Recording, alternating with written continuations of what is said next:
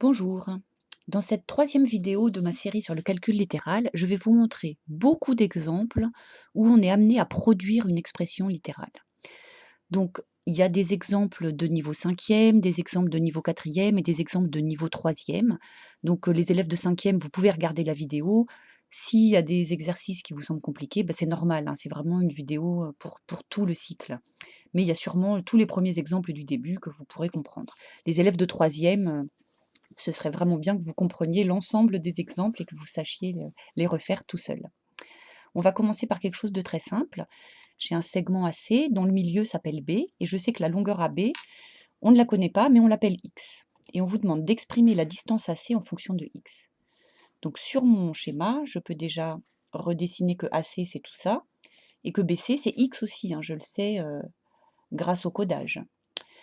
Alors là, si déjà vous êtes gêné, que vous ne voyez pas du tout ce qu'on attend de vous, donnez une valeur à X. Dites, voilà. Faites une petite pause au brouillon et dites-vous, si X c'était 2, ça donnerait quoi? Voilà. Si là j'avais 2 et que là j'avais 2, ça donnerait quoi, ma longueur AC? Bon, là vous avez compris que ça donnerait 4. Alors, là, avant d'écrire le résultat, c'est plus intéressant d'écrire comment vous l'avez calculé. Comment on trouve 4? En faisant 2 plus 2, évidemment. Si X était 5, ça donnerait quoi? 5, 5, bon AC ça vaudrait 10 parce qu'on fait 5 plus 5. Si X était 100, ça donnerait quoi? Ça vaudrait 200 parce qu'on fait 100 plus 100. Donc vous avez compris que AC, ça peut s'écrire X plus X, d'accord? Quelle que soit la longueur, AC, ça sera toujours le double. D'ailleurs, si dans votre recherche, au lieu d'écrire 2 plus 2, vous l'avez écrit 2 fois 2, votre expression littérale, vous allez l'écrire directement 2 fois X. C'est la même chose, hein. Autre exemple, cette fois, on sait que AC mesure 12,7 et BC mesure X. On vous demande d'exprimer la distance AB en fonction de X. Pareil, si vous êtes gêné, si vous n'arrivez pas à le faire tout de suite, donnez une valeur à X. Donc déjà ici, on va bien montrer que AB, c'est ça. Donc c'est un petit morceau. En fait, on voit que AB plus X, ça donne 12,7. Si X était 2, ça donnerait quoi? Un nombre plus 2 qui donne 12,7. Bon on trouve facilement que AB, ce serait 10,7. Comment on trouve ça? En fait, en faisant 12,7 moins 2. Hein. Quand on a une addition à trous comme ça plus ça est égal à 12,7 et qu'on ne connaît pas ça, on sait que pour trouver ça, une partie du tout, là on fait le grand moins le petit.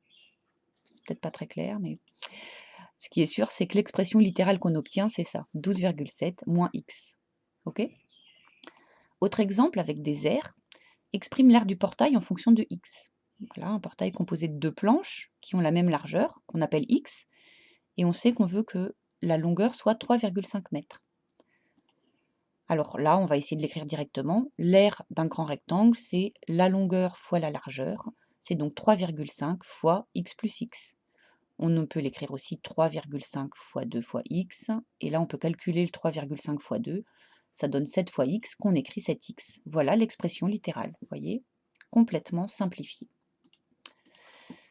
Un autre exemple de calcul d'aire, on a une figure composée de 4 carrés de côté x et d'un disque de rayon x. Exprimez l'aire de la figure en fonction de x.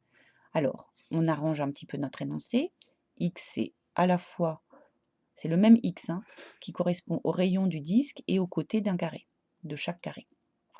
L'aire d'un carré, c'est côté fois côté, donc ça va s'écrire x fois x, donc x au carré. L'aire d'un disque, c'est pi fois le rayon au carré. Donc ici, le rayon, on l'appelle x, donc on va l'écrire pi fois x au carré, l'aire de ce disque. Et maintenant, il nous reste à écrire l'aire de la figure, qui est donc l'aire du disque, plus l'aire du premier carré, l'aire du deuxième, du troisième et du quatrième. Je peux arranger cette expression littérale en pi x au carré plus 4x au carré. Un exemple avec un volume, on a un cône, sa hauteur est 2 fois plus grande que le rayon de sa base. Exprimez le volume du cône en fonction de ce rayon. Alors là, il n'y a pas de lettres. Mais comme on vous dit exprimer le volume du cône en fonction de son rayon, c'est le rayon qu'il va falloir nommer par une lettre. Donc je vais l'appeler x. Du coup, ma hauteur qui est 2 fois plus grande, je peux l'écrire 2x. Et après, j'applique mes formules. D'accord? Le volume d'un cône, c'est l'aire de la base fois la hauteur divisée par 3. L'aire de la base, comme c'est un disque, c'est pi fois r au carré. Mais le rayon, on a dit qu'on l'appelait x. Donc l'aire de mon disque, l'aire de ma base, c'est pi fois x au carré. Donc je peux écrire tout mon volume maintenant. Donc c'est l'aire de la base fois la hauteur, 2x divisé par 3. J'arrange un peu ma formule. Je vous renvoie à la vidéo simplifiée. Hein. Et en fait, on l'écrira même souvent comme ça au lycée, 2 tiers de pi x au cube. Donc ça, c'est vraiment pour les troisièmes, cet exemple. Il y a l'exemple très célèbre de la narration de recherche que vous avez peut-être déjà faite avec moi, les couronnes carrées, où on vous demande d'exprimer le nombre total de petits carreaux dont on a besoin pour faire une couronne de côté n. Bon, vous reverrez ça en classe avec moi. Autre exemple très classique en cinquième, on appelle n un nombre entier et on veut exprimer en fonction de n tout ça. Donc là, le double de ce nombre en fonction de n, à nouveau, si vous n'y voyez pas très clair, prenez une valeur. D'accord? Si n c'était 3 ou 4, qu'est-ce que ça donnerait? Donc si n c'était 2, le double ce serait 4. Si n c'était 10, le double ce serait 20. Si n c'était 100, le double ce serait 200. Bon, vous avez compris qu'en fait il suffit de multiplier n par 2, quel que soit le nombre. Donc le double du nombre de n, ça s'écrit 2n.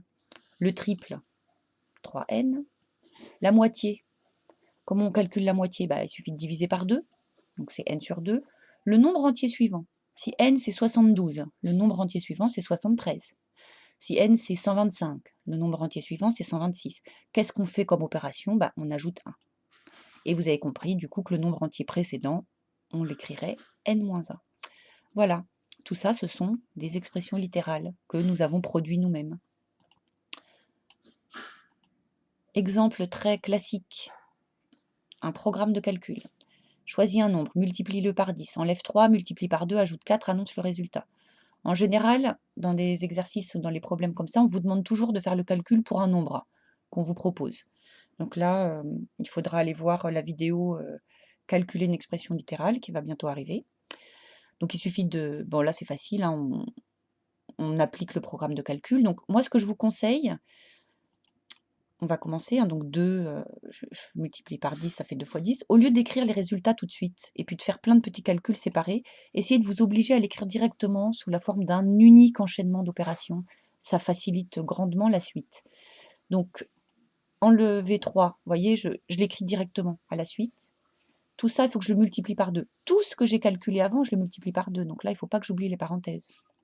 Si je ne mets pas les parenthèses, il n'y a que le 3 qui est multiplié par 2. C'est pas ça qu'on veut. Donc on veut que tout ce qu'on a calculé avant, on multiplie par 2. Ensuite, j'ajoute 4.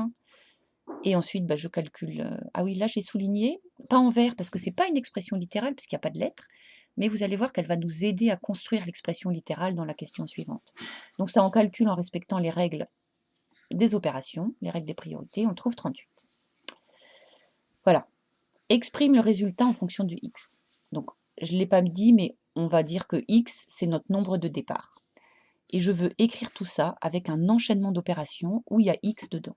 Et bien, c'est là que j'ai bien besoin de ça. Si j'ai pris la peine d'écrire ça avec un unique enchaînement d'opérations, ça va être la même chose avec x à la place de 2, de mon nombre de départ. Pas ce 2-là, attention, hein, juste le nombre de départ. Je vais l'appeler x. Donc ça va donner x fois 10, moins 3, multiplié par 2, plus 4. Ici, ce n'est pas x, hein. Ici, c'est multiplié par 2. D'accord? Quand je change mon nombre de départ, ça ne change pas. Donc, il n'y a que là que ça change. Et puis là, je vais l'arranger, comme on a appris à faire dans la vidéo précédente. Hop, voilà mon expression littérale. On pourrait aussi vous demander pour les troisièmes de calculer x, sachant que le résultat, c'est 22. Donc on sait que quand on annonce le résultat, on trouve 22, on vous demande de trouver le nombre de départ. Donc ça, je vous renvoie à la série. Donc il suffirait d'écrire ça, hein. 2 facteurs de 10x moins 3 plus 4, qui est mon résultat. Ça doit être égal à 22. Et là, on a une équation à résoudre. Donc je vous renvoie aux vidéos résoudre une équation. Donc à chaque fois que vous avez des programmes de calcul, vous devez bien connaître tout ce vocabulaire-là. Double, triple, somme, différence, produit, quotient. Allez voir la vidéo vocabulaire des 4 opérations. Et puis, à partir de la quatrième, hein, élever au carré. Donc, c'est x au carré. Ou tout ce qu'on a fait avant au carré. Et prendre la racine, c'est la racine carrée. Votre programme de calcul peut se présenter comme ça. Choisis un nombre. D'un côté, ajoute 4. De l'autre côté, enlève 2. Donc, si on appelle x le nombre de départ, si j'ajoute 4, ça va s'écrire x plus 4. De l'autre côté, ça va s'écrire x moins 2. Et donc, le produit de ces deux nombres, ça va s'écrire ainsi. Voilà mon expression littérale. Ça peut être aussi sous forme de scratch. Donc là, je vais passer un peu vite, je le referai en classe avec mes troisièmes. Bon, je vous mets ce que ça donne. Vous pouvez mettre sur pause et essayer de comprendre vous-même. On le reverra en classe. Autre exemple, ça s'appelle mettre en équation un problème. Dans un parc d'attractions, les enfants payent 5 € de moins que les adultes. Aujourd'hui, 362 enfants et 421 adultes ont payé leur entrée. On ne connaît pas le prix des entrées, hein. On appelle P le prix d'entrée d'un enfant, exprime en fonction de P la recette du jour. La recette, c'est tout ce que le parc d'attractions a encaissé. Donc, pour commencer à chercher, on peut prendre un exemple, hein. Si c'était ça, si un adulte il payait 15 €, bah un enfant il paierait 10 € puisqu'il paye 5 € de moins. Ou bien on peut se dire, bah, si un enfant paye 9 €, l'adulte il paye 14 €. Si un enfant il paye 5 € de moins qu'un adulte, un adulte il paye 5 € de plus qu'un enfant. Du coup, si on appelle P le tarif d'entrée d'un enfant, le tarif d'entrée d'un adulte, ça s'écrit comme ceci, P plus 5. Et puis là, hop, on est capable de faire la suite du problème. Ok? Je vous laisse regarder ça en mettant sur pause. Et on obtient, après tout un tas d'arrangements, où là il faut quand même développer, on obtient cette expression littérale-là, hein, pour mes élèves de troisième. Alors, on va faire un petit bilan. À chaque fois, on vous demande d'exprimer quelque chose en fonction d'autre chose. D'exprimer telle grandeur en fonction de telle autre grandeur. Donc une grandeur, c'est quelque chose qu'on peut compter ou mesurer, hein, c'est ce qui mesure quelque chose ou qui compte quelque chose. Il y a des exemples en géométrie, où c'est souvent des aires et des volumes. Donc voilà, on vous demande d'exprimer des aires, des longueurs en fonction d'autres longueurs ou d'autres aires. En numération, il faut... voilà, ça peut être beaucoup plus vaste. Il y a beaucoup de problèmes où on vous demande d'exprimer le nombre de ceci, le prix de cela, ou le résultat d'un programme de calcul en fonction d'un autre nombre ou d'une autre grandeur. Et pour un programme de calcul, en général, on vous demande d'exprimer le résultat en fonction du nombre choisi au départ. Dans tous les cas, ce qu'on vous demande d'exprimer, c'est ce qu'on cherche à étudier, à calculer, à connaître. Et pour ça, on a besoin, en général, d'un nombre dont on a besoin pour calculer ça, mais qu'on ne connaît pas. Donc c'est là où on a besoin d'appeler ce nombre qu'on ne connaît pas x. Et à partir de ce x, on va pouvoir produire une expression littérale. D'accord? Donc une fois qu'on a appelé par une lettre le nombre qu'on ne connaît pas mais dont on a besoin, eh bien on écrit notre enchaînement d'opérations qui devient une expression littérale. Voilà, bon courage.